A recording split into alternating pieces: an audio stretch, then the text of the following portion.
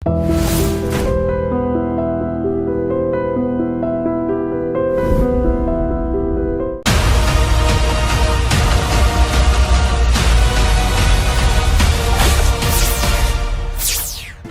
కానీ అట్లా వేసినారు. మా పిల్లడు వచ్చి మా అమ్మగారు వేసింది 5 నెలలు వేసింది. చాలా ఇబ్బంది.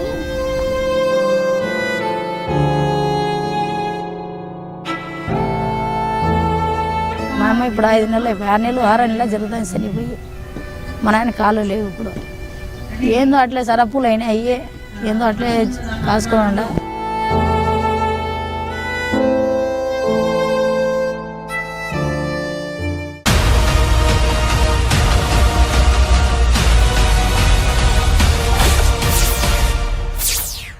Welcome to crime victims. ఉద్యోగాల కోసం గల్ఫ్ వెళ్ళి అక్కడ షేక్ పెట్టే బాధలు తట్టుకోలేక తిరిగి స్వదేశానికి వచ్చి వాళ్ళ కన్నీటిని పరిచయం చేసే కార్యక్రమంలో ఈ వారం మన గెస్ట్ హసీనా ఎందుకు గల్ఫ్ వెళ్ళారు, అతను ఎవరి ద్వారా ఆమె గల్ఫ్ వెళ్ళి అక్కడ ఎలాంటి కష్టాలు పడ్డారు, ఆమె వెళ్ళిన పని నెరవేరిందా లేదా కష్టాలు కొని తెచ్చుకున్నారా అనే విషయాన్ని హసీనా గారిని అడిగి తెలుసుకున్నాం. హసీనా గారు నమస్తే అండి. చెప్పమ్మా, మీరు కదిరిలో ఉండి ఒక మంచి కుటుంబం ఉన్న మీరు ఎందుకు గల్ఫ్ వెళ్ళి అక్కడ కష్టాలు కొని తెచ్చుకున్నారు? అక్కడ ఇప్పుడు లేబర్ ఉన్నారు సార్ హైదరాబాద్ అని. మరి వచ్చి ఏజెంటు తాజుద్దీన్ వీళ్ళు ఏం చెప్పారంటే అక్కడ ఇండ్లు బాగుంది, జీతం ఎక్కువ ఇస్తారు, 40,000 జీతం ఇస్తారు, నీకు మనుషులు తక్కువ ఉండారు, ఇండ్లు బాగుంది, ఓనర్ మంచోళ్ళు అని పంపించినారు. అక్కడ ఈజా హైదరాబాద్ పంపించినాడు. ఇక్కడ అంటే మీరు గల్ఫ్ వెళ్ళక ముందు ఒక్కసారి మీ కుటుంబ సభ్యులు మీ కుటుంబ నేపథ్యం చెప్పండి. ఇక్కడ బీదోళ్ళు సార్ మా అమ్మ మా నాన్న కాళ్ళు బాగలేవు, మా అమ్మకి ఆరోగ్యం బాగలేదు. వాళ్ళ ద్వారా నేను పోయినాను బాధ ఉంటే వీళ్ళు నమ్మించి నాకు పోమని. మీకు అప్పుడు పెళ్ళయిందా? పెళ్ళి నా కొడుకు 3 ఏళ్ళు ఉండే. నా కొడుకు 3 ఏళ్ళు ఉండే, వీధి చేతి ఉండే. పెళ్ళి చేసింటే అయిపోయి వెళ్ళిపోయినాడు. ఇంతవరకు తెలియదు రాలేదు. ఇంకా వాళ్ళు తెలిసిన వాళ్ళు అని చెప్పి నాకు నమ్మించి ఇట్లా బాగుంది ఇల్లు, ఓనరు మంచోళ్ళే, 2 పిల్లలు ఉంటారు, 40,000 జీతం ఇస్తారు నీకు అని ఈజా తీసింది. అక్కడ కార్వాష్ అనే డ్రైవర్ తెలిసినాడు, వాడు పంపించే. ఇక్కడ ఏజెంట్ తాజుద్దీన్ ఇక్కడ నుంచి పంపించినాడు నాకు టికెట్ తీసి. పోయినాళ్ళ నుంచి అన్నం లేదు, నీళ్ళు లే, 1 నెల అన్నం లేదు, 1 చపాతీ ఇస్తుంది అమ్మ. ఏం తెచ్చినా ఇది దాపెట్టుకొని బీగాలు వేసుకొని పోతుంది. పల్లములు రూములో ఉండాలి, పని చేసి రూములో ఉండాలి, అన్నం లే నీళ్ళు లే. అడిగితే రంపుకు వస్తుంది, కొట్టన వస్తుంది. నేను పోయి అంగడి తెచ్చుకుంటానంటే అక్కడ అన్నం అడిగితే కొట్టన వస్తుంది. ఏమి ఒక రొట్టె ఇస్తాను, నీకు రొట్టె నువ్వు తిను, లోపల రూమ్లో ఉండు, బయటికి రాకూడదు, పని చేసే రూమ్లో ఉండు, బయటికి పోకూడదు. అట్లా బంధించింది. బంధించినాని పని చేసుకుని రూమ్లో ఉంటా అంటే ఉంటే మళ్ళీ వారానికి వస్తుంది. వారం 2 సార్లు చెల్లెలు ఆంటీ కలంబని పిలిచిపోతుంది, అక్కడ పని చేయమంటుంది. నేను పని చేయను ఇంట్లోనే అంటే లేదు చేయలే, 3 నెలలు నువ్వు పని చేయాలంటుంది.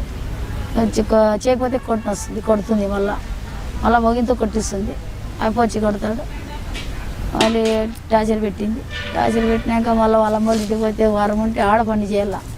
వాళ్ళు వాళ్ళ తమ్ముళ్ళు వాళ్ళ అమ్మలు అంతా నాకు కొడతారు ఇంట్లో వేసి రూమ్లో. అట్లా టార్చర్ పెట్టినాక మళ్ళీ వాళ్ళ చెల్లెళ్ళ దగ్గర పిలుచుకొని వచ్చా. ఆడ వాళ్ళ చెల్లెలు పడితే వాళ్ళంతా మరొంపుకి వచ్చింది నా ఇంటికి పని చేయకుండా ఉంటే. చేయలేదని అన్నం వేయలే.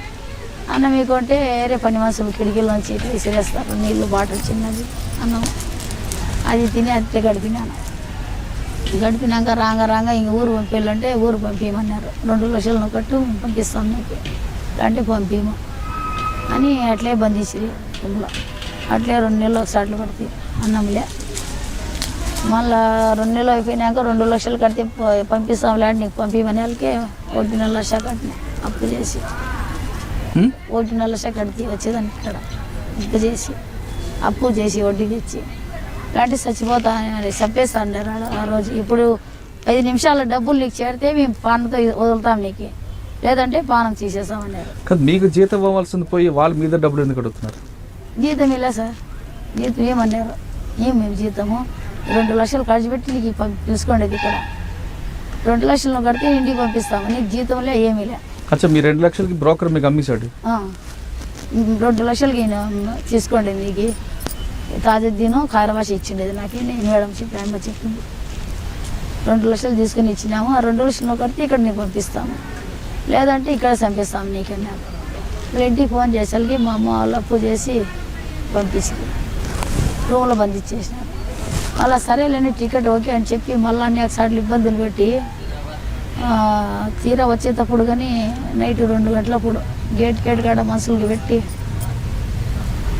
బట్టలు ఇప్పని చెప్పి మధ్యలో బంధించేసి ఎంటికిలో తీయని అని చెప్పి ఇవన్నీ కట్ చేసుకొని అన్నీ చాలా ఇబ్బందులు పెట్టినారు. ఎందుకు జుట్టు కట్ చేశారు ఏమో తెలీదు, కానీ వాళ్ళు పోలీసు లేడీస్ అని చెప్పి పిలిపినారు. ఆడవాళ్ళకి 3 వచ్చినారు. వాళ్ళు వీళ్ళు ఇంట్లో మనుషులంతా మగవాళ్ళు ఆడవాళ్ళంతా గేట్ కాడ ఇంట్లో ఇంకా ఆడవ మనిషి నైట్ 2 గంటలకి ఎంతేమో దొంగతనం చేసింది అనమాట.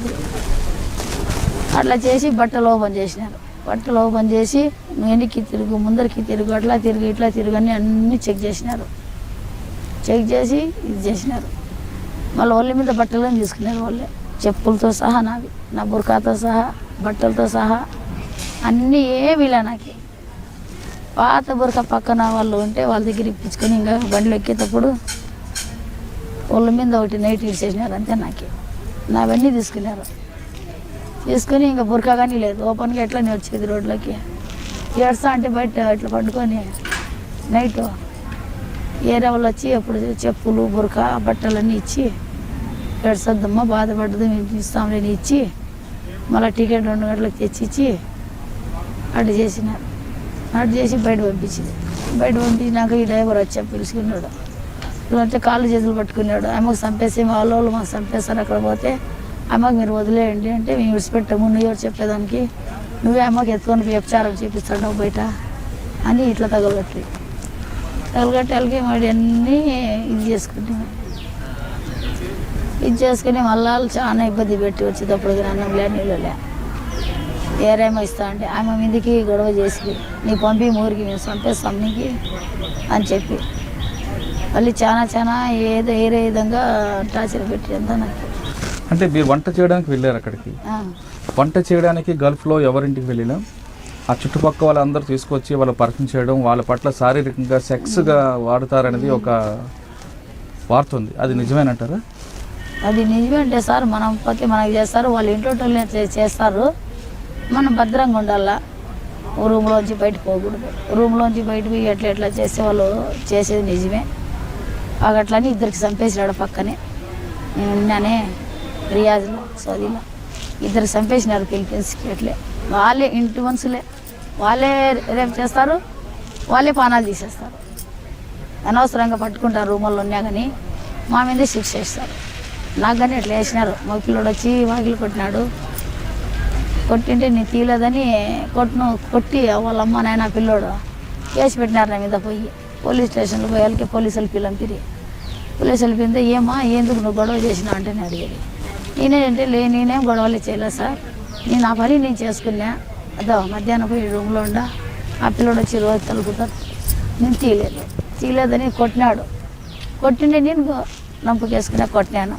వాళ్ళ అమ్మ వాళ్ళ ఆయన ఇసుకాన ఎత్తుకొచ్చి ఆఫీస్లో వదులుతామని పోలీస్ స్టేషన్లో కేసు పెట్టి నాకు తెలుసుకొచ్చి పిల్లాడు ఎందుకు తలుపు కొట్టాడు? తప్పుగా ఇది చేయాలని సార్, రూమ్లో వచ్చి ఇది చేయాలని. మళ్ళీ వాళ్ళు అట్లా చేసి మా మీద వేసేస్తారు. అమ్మ అట్లా చేసింది మాకని వాళ్ళదే జరుగుతుంది, అక్కడ మంది జరగదు. అట్లా చాలా మంది మోసపోయినారు, చాలా మంది అక్కడ ఇరుక్కుపోయినారు, చెప్పకూడదు. బాగా చాలా ఇబ్బంది పడుతున్నారు. దయచేసి ఇక్కడ వాళ్ళు మన ఆంధ్ర వాళ్ళు ఎవరన్నా కాపాడి వాళ్ళకి పిలుచుకుంటే వాళ్ళు పానంతో వస్తారు. ముక్కల భాగం చనిపోతుంటే పాల భాగం ఇక్కడ రాలేక అక్కడ ఇరుక్కుపోయినాడు సార్ చాలా మంది మగవాళ్ళు ఆడవాళ్ళంతా. కానీ అక్కడ తండ్రి కొడుకు కలిపి సెక్స్ చేస్తుంటారట, నిజం? అందరూ అదే చేస్తారు సార్, చేస్తారు, అదేమో వాస్తవమే. అక్కడ జరిగేది అన్నీ అవి. ఇప్పుడు పోతే ఇంట్లో పని కానీ పోయేది, కొడుకు ఒక పక్క తండ్రి ఒక పక్క అన్నీ చేస్తారు. మళ్ళీ చేసి మా మీదకి వేసేస్తారు, కాల్చిన మాకే పానం తీసేస్తారు, ఉరిగానే వేసేస్తారు, కాల్చిన చేతులు కళ్ళు తీసేస్తారు.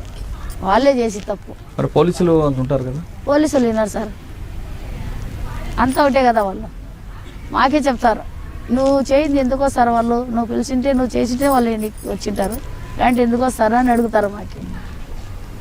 అట్లా చాలా మాటలు నాకు చేసినారు సార్ వాళ్ళు. అట్లా నాకు పిలిచిన పోలీసు వాళ్ళు ఎందుకు ఏమైనా గొడవ చేసినా అంటే, సార్ గొడవ నేనేం చేయలేదు, నేను ఇంటి పనికి వచ్చినాను, ఇంటి పని నేను చేసుకున్నాను, నా పని అయిపోయింది, నా రూమ్లో నేను ఉండాను, నాకు అనవసరం ఇంకా ఏం లేదు కదా.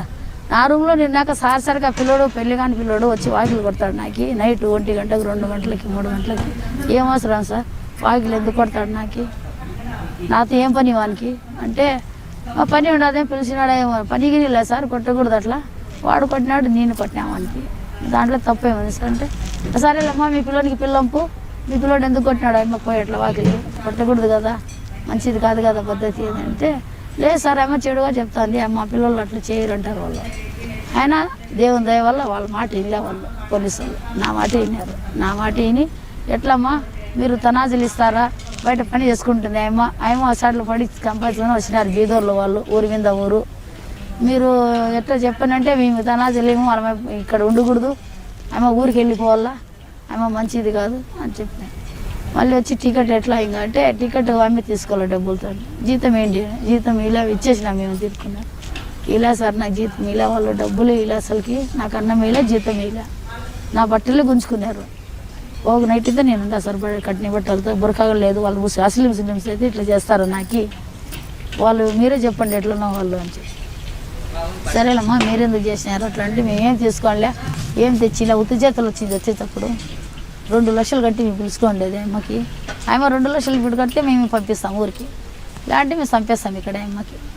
ఇట్లా తిరుక్కున్నారు. 2 లక్షలు ఆడగా తెచ్చేది అక్కడ, ఇక్కడ నుంచి అకౌంట్లో అక్కడ వేసేదానికి కాదు, అక్కడ నుంచి ఇక్కడ వేయచ్చు, ఇక్కడ నుంచి వేసేదానికి ఇబ్బంది పడాల. మళ్ళీ వేరే రాయిచెట్టెలు మనుషులు ఉంటే వాళ్ళ కాళ్ళు చేతులు పట్టుకొని మా వాళ్ళు ఫోన్లు చేసి మా పాప చచ్చిపోతుంది ఇప్పుడు, ఈ 5 నిమిషాల్లో మీరు కాపాడితే మా పాప బతికి వస్తుంది, ఇలాంటి పిన్ కానీ రాదు అక్కడే కదమ్మా. ఇంట్లో కష్టాలు ఉన్నాయని నువ్వు ఆ బ్రోకర్ మాటలు విని ఆ ఊరిలో దేశం కాని దేశం వెళ్ళావు, అక్కడికి వెళ్ళిన తర్వాత నువ్వు కష్టాలను ఎదుర్కొన్నావు, కానీ డబ్బులు ఏమైనా సంపాదించావంటే అది కూడా లేదు. తిరిగి నువ్వే 2 లక్షల రూపాయలు ఇంట్లో నుంచి అప్పు తీసుకెళ్ళి వాళ్ళని బయటకు వచ్చావు, ఏం సాధించావు అని తిరిగి అప్పులు పాలైపోయావు. మరి ఏ విధంగా మీరు అక్కడి నుంచి అక్కడికి వచ్చారు? 2 లక్షలు కట్టినాక వాళ్ళు టికెట్ తీసి ఇచ్చినారు, టికెట్ తీసి వచ్చి మళ్ళీ ఎయిర్పోర్ట్కి వదిలినారు సార్ నాకు.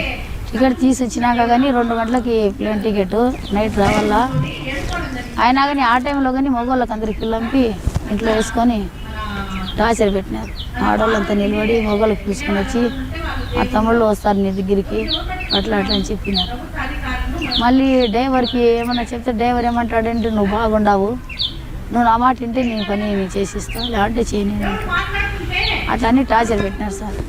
టార్చర్ పెట్టింటే మరి అప్పులు చేసి డబ్బులు పంపించింటే నేను తిరిగి వాపస్ వచ్చినాక నేనేం చెప్తాను అంటే ఇక్కడ వాళ్ళు చాలా మందికి తెలియ చెప్పినాను, అక్కడ పోయే బదులు ఇక్కడ రోడ్లలో అడగ తిన్నా మనశ్శాంతి ఉంటుంది, లేదంటారా బెంగళూరులో పోతే 5-6 ఇంట్లో పని చేస్తే ఆ డబ్బులు ఇక్కడ దొరుకుతాయి, ఇక్కడ మీరు చేసుకోండి, అక్కడ మాత్రం పోద్దండి దేవుని దయ వల్ల, అక్కడ పోయే బదులు ఇక్కడ చచ్చిపోయేది మేలు అన్న. మీరు 15 రోజులు అన్నము ఇక్కడికి ఉంటుంది, ఇట్లా గింజి పుల్లలు అన్నము ఫ్రిడ్జ్లో పెట్టిస్తారు, 15 రోజులు కూర ఇస్తారు, నీళ్ళు ఎక్కువ రేట్ అంటారు, కూరగాయలు రేట్ ఎక్కువ అంటారు, తినేదానికి నీళ్ళుగా నీరు తాగేదానికి ఆ సముద్రం నీళ్ళు తాగాల కుళాయిలు వచ్చేటి అట్లా చేసినారు సార్.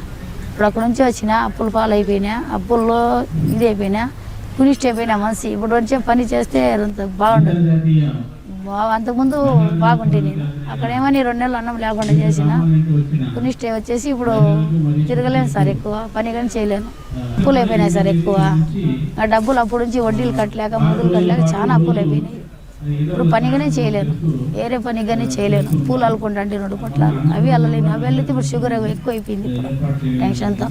ఆఖరిగా చెప్పమ్మా, ఇక్కడున్న మహిళలు కానీ యువతలు కానీ గల్ఫ్ దేశాలకు వెళ్తే ఎలాంటి కష్టాలు పడతారు, వాళ్ళు వెళ్ళాలంటారు? వెళ్ళకూడదు సార్, దేవుని దయ వల్ల ఇక్కడ అడగ తిన్నా పర్వాలేదు, రోడ్లో ఇక్కడ ఏమన్నా పని చేసుకునే చింత లేదు. బెంగళూరుకి వేరే దేశం, ఇక్కడ మన ఏరియాలో చేసుకుంటే పర్వాలేదు.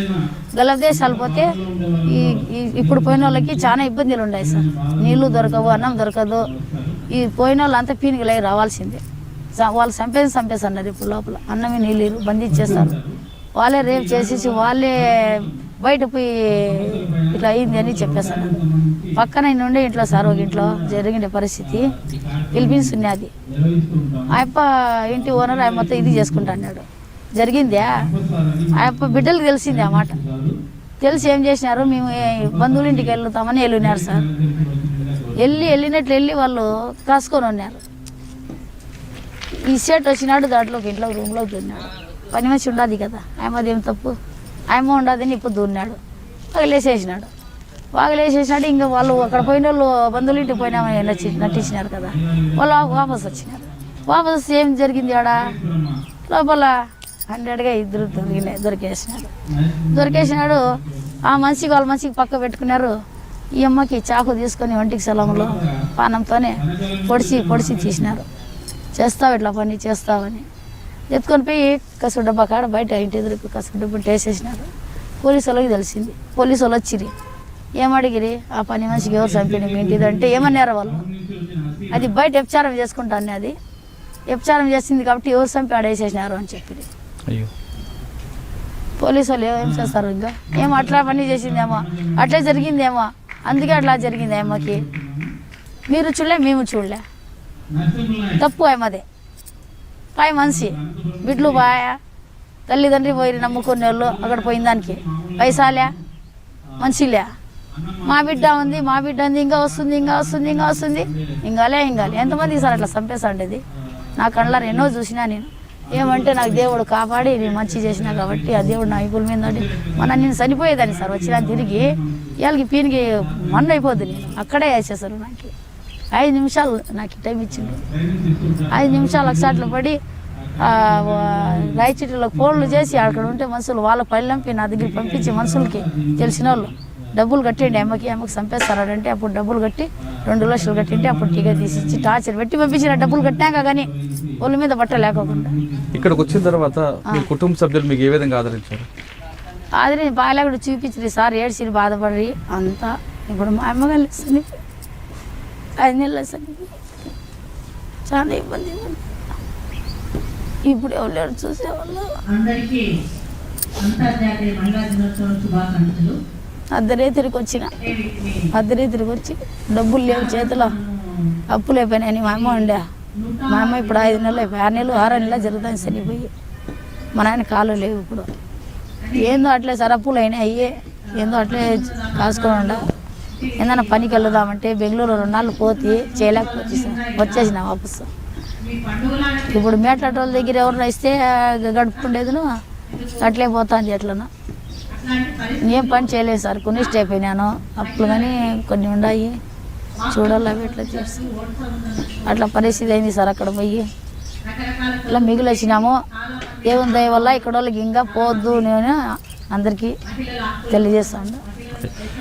డబ్బుల కోసం గల్ఫ్ వెళ్ళి అక్కడ ఒళ్ళు గొళ్ళు చేసుకొని తిరిగి భారత్ వచ్చిన హసీనా ఇకపై ఎవరు కూడా అటువంటి ప్రాంతాలకు వెళ్ళొద్దు, కష్టాలు కొని తెచ్చుకోవద్దు, ఉన్న దాంట్లోనే సంపాదించుకోండి, ఇక్కడ కుటుంబ సభ్యులను జాగ్రత్తగా చూసుకోండి అంటూ ఆమె సలహా ఇస్తున్నారు. ఇది వారం హసీనాతో ఎక్స్క్లూజివ్ ఇంటర్వ్యూ. వచ్చే వారం మరో గెస్ట్తో మళ్ళీ కలుద్దాం.